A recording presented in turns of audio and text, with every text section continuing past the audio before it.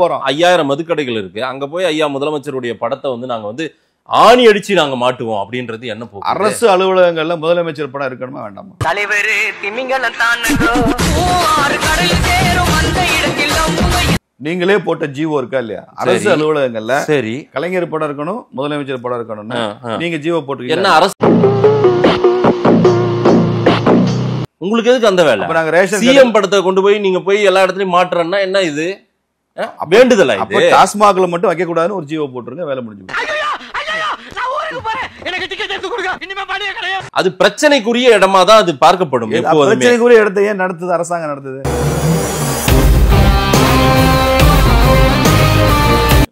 Sir உங்க duty இல்ல sir அது. நீங்க சார் போய் அதை பண்ணுகிறீங்க. ஆணி அடிச்சு மாற்றன்றதும் போட்டோ மாற்றதும் என் வேலை உங்களுடைய மண்டபாலத்தை தண்டவாளத்தில் ஏத்துறதுதான் என்னுடைய வேலை.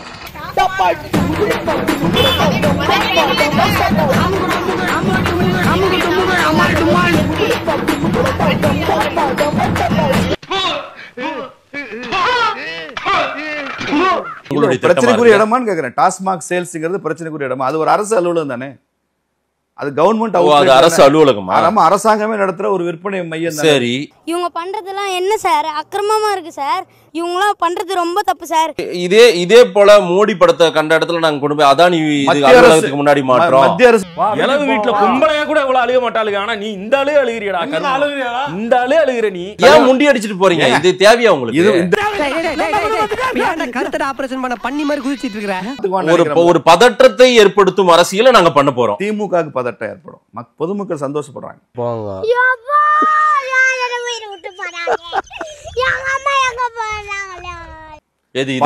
திமுகவுக்கும் மாதேஷுக்கும் மாதேஷ் பதட்டப்படுறாரு, திமுக பதட்டப்படுது. கோபாலபுரம் சொன்னா நீங்க டென்ஷன் ஆகணும்னே. கோபாலபுரம் உங்களுக்கு என்ன? நீங்க கோபாலபுரத்துல பிறந்திருக்கீங்களா? நான் கோபாலபுரம்னா பிரதர் எதுக்கு டென்ஷன் ஆகணும்? நீங்க டென்ஷன் ஆகாதீங்க, நீங்க அமைதியா இருங்க. நீங்க கோபாலபுரத்துல பிறக்கல இல்ல, நீங்க கோபாலபுரத்துல பிறக்கல இல்ல, ஃப்ரீயா விடுங்க. என்னன்னு தெரியல, திமுக பதட்டத்துக்கு அது காரணம் தெரியுது, மாதேஷ் பதட்டத்துக்கு நான் பதறல சார். நீங்க தான் பதறீங்க. அப்ப இருந்து சொல்றீங்க சட்டம் ஒழுங்கு கலவரம் வந்துரும்ன்றீங்க, பதட்டமான சூழலை உருவாக்குறீங்கன்றீங்க, தமிழ்நாட்டை கலவர பூமியா என்ன சார் கலவர பூமி? என்ன கலவர பூமி? ஐ அம் a pure பக்கா ஜர்னலிஸ்ட், மக்களுக்கான ஜர்னலிஸ்ட். நான் வந்து ஒரு பேலன்ஸ்டு ஜர்னலிஸ்ட். வரவேற்கிறேன். Big joke, big joke, it's a joke, big joke. No no no. ED எல்லாம் உங்க கண்ட்ரோல்ல தானே சார்? ஏற்கனவே நீங்க தானே எல்லாம் ஆட்டி வச்சு எல்லாம் பேசாதீங்க. இடி எல்லாம் நான் சொல்லல சார், திமுக சொல்றது கேள்வியா வைக்கிறேன். அப்ப தமிழ்நாடு காவல்துறை உங்க கண்ட்ரோல் தானே? நீங்க சொல்றது கேக்குற போலீஸ் தானே உங்க போலீஸ்? காவல்துறை சுதந்திரமா செயல்பட்டு அவங்க என்ன நடவடிக்கை எடுக்கிறாங்க? என்னெல்லாம் சொல்றதா இருந்தா திமுக சொம்புன்னு சொல்லாத, திமுக அண்டான்னு சொல்லு. உனக்கெல்லாம் மானம் சூடு சொரணை ஈனம் எதுவுமே கிடையாதா? சோறு தானே திங்கிற? தமிழ்நாடு அரசு போலீஸ்னா மட்டும் சுதந்திரமா செயல்படுது, மத்தியில ஈடினா மட்டும் எங்க கண்ட்ரோல்ல செயல்படுதா? இப்போ என்ன பண்றீங்க? என்கிட்ட 3 ட்ரிப் வாங்கி முடுக்கு குடிக்கிறீங்க. ஓகே பயவுள்ள இவன் கோமியத்தை வாங்கி குடிக்க சொல்ற மாதிரியே சொல்றானே. அது எங்கெங்க யார் யார் வீட்டு வாசல்ல கார் நிக்கணும் நீங்க தானே முடிவு பண்றீங்க. அப்ப யார் யாரை கைது பண்ணணும், யார் யாரை உள்ள வைக்கணும், நீங்க போலீஸ் நீங்க தான் முடிவு பண்ணி போலீஸ் ஹவுஸ். ஐயோ எந்த ட்ரெண்ட்ல பேசினாலும் எந்த ரூட்ல போனாலும் விடவே மாட்டேங்கிறானே. நான் என்ன பண்ணு? போலீஸ் தமிழ்நாடு திமுக சொல்றத கேட்கிற காவல்துறைன்னு நீங்க ஒத்துக்கங்க. நான் ஈடிய மத்திய அரசு சொல்ற ஈடி நான் ஒத்துக்கிறேன். நீங்க டிஎம்கே ஸ்போக்ஸ் பர்சன் மாதிரி பேசக்கூடாது. நியாயமா நான் கேள்வியே தான் வைக்கிறேன். நான் நீங்க அப்ப ரெண்டையும் ஒத்துக்குங்க. அதே ஒத்துக்க மாட்டேங்கிறீங்க சார். லெவல் பிளேயிங் ஈடிக்கும் மோடிக்கும் சம்பந்தமே இல்ல. அப்ப என்ஃபோர்ஸ்மென்ட் அப்ப தமிழ்நாடு போலீஸ் செய்யறதுக்கும் முதலமைச்சருக்கும் சம்பந்தமே இல்லையான்னு கேக்குறேன்.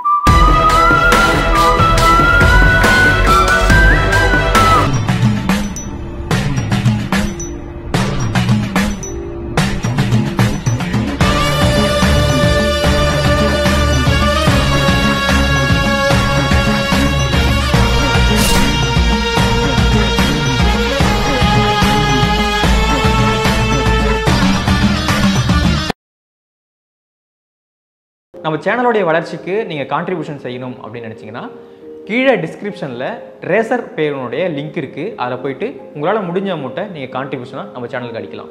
நன்றி. இல்லை 2 பேரும் நீங்கள் அடிச்சுக்கிறது ஒரு தமிழ்நாட்டில் ஒரு பெரிய விவாத பொருள் ஆகணும்னு நினைக்கிறீங்களா? கடைசி வரைக்கும் தீர்வு நடக்க போறது இல்லைன்றாரு அவரு. அப்ப அண்ணா திமுக எதிர்த்து நடத்தின போராட்டம்லாம் தீர்வு வந்துருச்சா? எடப்பாடி ஆட்சியில் இருக்கிறப்ப திமுக நடத்தின போராட்டத்துக்கு தீர்வு வந்துருச்சா? இது ஒரு நல்ல கேள்வி. பதில சொல்றா.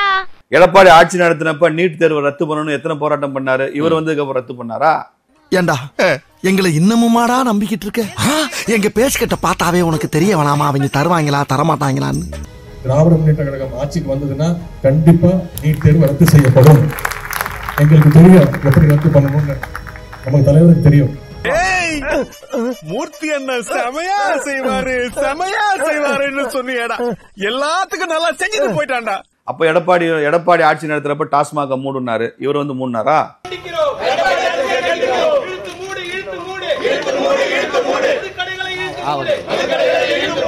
மனித உயிரின் அவளை கிளம்ப பஞ்சம், ஜாக்கிரதை. அவளை கிளம்ப பஞ்சம் வேண்டாம், மனுஷ உயிரோட விளையாடாதீங்க. அப்புறம் நான் சொல்ல மாட்டேன்.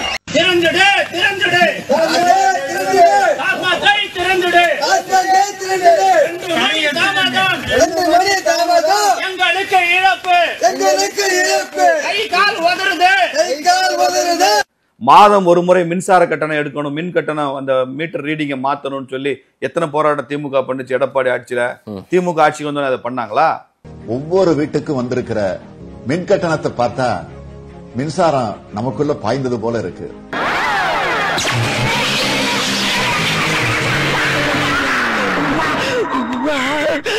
தமிழகத்தில் புதிய மின் கட்டண உயர்வு இன்று முதல் அமலுக்கு வந்துள்ளது.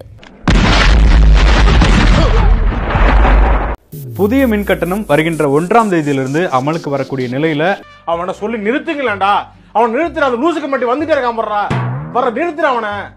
கிட்டத்தட்ட நம்ம கடந்த ஆண்டு வந்து 2.18% அளவுக்கு உயர்த்தப்பட்ட நிலையில இந்த நிதியாண்டுல 4.83% அளவுக்கு தற்போது இந்த மின் கட்டணம் வந்து உயர்த்தப்பட்டிருக்கிறது. நீ நல்லா இருக்க மாட்டடா, நல்லாவே இருக்க மாட்டடா, நாசமா போனவன் 80 வயசுல என்ன காரியத்தை செஞ்சுட்டு சந்தோஷமா சிரிக்கிறான் பாரு. அப்ப நீங்க நடிச்சது நாடகம் இல்லையா? என்ன சார், நாங்க களத்துல போராடிட்டு இருக்கவங்க நீங்க நாடகம்ன்ற வார்த்தையில கொச்சப்படுத்துறீங்கன்னா அதையும் கேட்டுக்கிட்டு நாங்க சும்மா இருக்கணும் சார்? சினிமா கேட்போம், மட்டமா கேட்போம், கேவலம் கேட்போம். இல்லங்க நானும் இல்ல சார், விளையாட்டுக்கு தான் நாங்க சொல்றேன். விளையாட்டு கேட்டாலும் இதான ரூல் தானே சார். கேட்போம். களத்துக்கான போராட்டத்துக்கு நீங்க தயாரானதா சொல்றீங்க. ஆனால் களத்துக்கான போராட்டத்தை வீரியப்படுத்தணும்னா ஒரு முறையாக ஒரு ஜனநாயகப்படி நடத்தணும். நீங்க நாங்க திமுகக்கு எதிராக ஒரு மௌன போராட்டம்னு அறிவிக்கிறோம், வாயில துணியை கட்டிக்கிறோம், நாங்க முழக்கம் விடல, கோஷம் விடல, கையில பிளக்கேட் மட்டும் பிடிச்சுக்கிறோம், ஒரு பொது இடத்துல உட்கார்றோம். திமுக அனுமதி வாங்கி கொடுங்க, நீங்க அந்த போராட்டத்தையாவது அனுமதி கொடுங்கன்னு கேளுங்க. டேய் இப்படிலாம் பண்ணன்னு வச்சுக்கடா, நாசமா போயிருவடா, அழிஞ்சு போயிருவ. இந்த எண்ணத்தை மாத்திக்க, இல்லன்னா நீ அவ்வளவுதான். நீங்க இந்த திமுகவுடைய இந்த 4 வருஷம் ஆட்சியில மாத்திரம் சரி பிஜேபிக்கு எந்த போராட்டத்துக்கு அனுமதி கொடுத்தாங்க? எல்லா போராட்டமும் பண்ணிடுறீங்க. இல்ல அடி பல்லகளெல்லாம் உடைச்சு படிக்க தெரிஞ்சா படி, தப்பு தப்பா படிச்சு அடி வாங்கி சாகாத சொல்லி. இதுவரை கடைசியாக 7 கடிதம் கொடுத்தோம். 7 ஆர்ப்பாட்டத்திற்கு 7ஐயும் நிராகரிச்சிருக்கிறாங்க. 7க்கும் பிரிவென்டிவ் கஸ்டடி வச்சிருக்கிறாங்க. ஜனநாயகத்தினுடைய குரல் விளைய காவல்துறை திமுகவினுடைய ஏவல் துறையாக மாறி இருக்கின்ற காரணத்தினால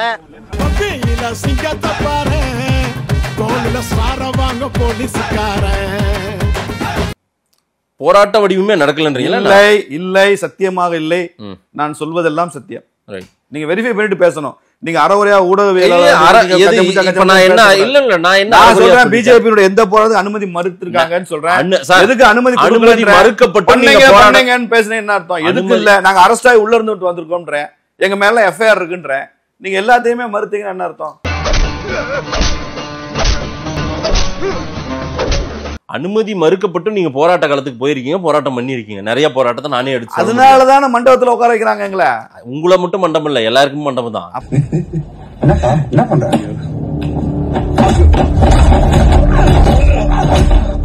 திமுகவே அரசாணையில மண்டபம் தான். ஆமா, திமுகவோட போராட்டம் எத்தனை அனுமதிக்கப்பட்டது எடப்பாடி ஆட்சியில? இப்ப இன்னைக்கு எத்தனை போராட்டம் நீங்க பிஜேபி போராட்டத்தை அனுமதிக்கிறீங்க சொல்லுங்க. சரி,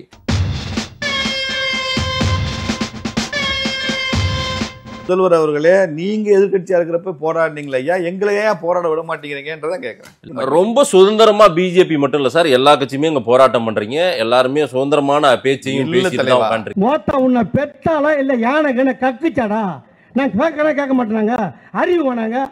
தமிழ்நாடு போலீஸை வந்து அச்சுறுத்தும் விதத்தில் அண்ணாமலை பேசுகிறார். என்ன சண்டைக்கு வர்றையா? தெரியுதுல்ல, மண்ட பத்திரம்.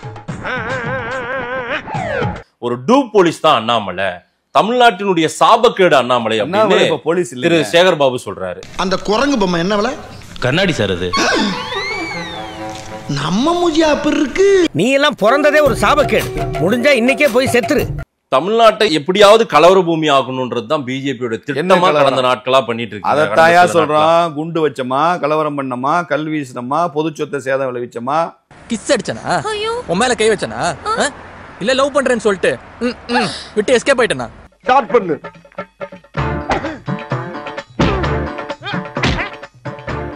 இங்கிட்டு வா. அப்படியா. படைக்கல மண்டையில மட்டும் அடிச்சிடாத, கொலைக்கேசல் உள்ள போயிருவேன்.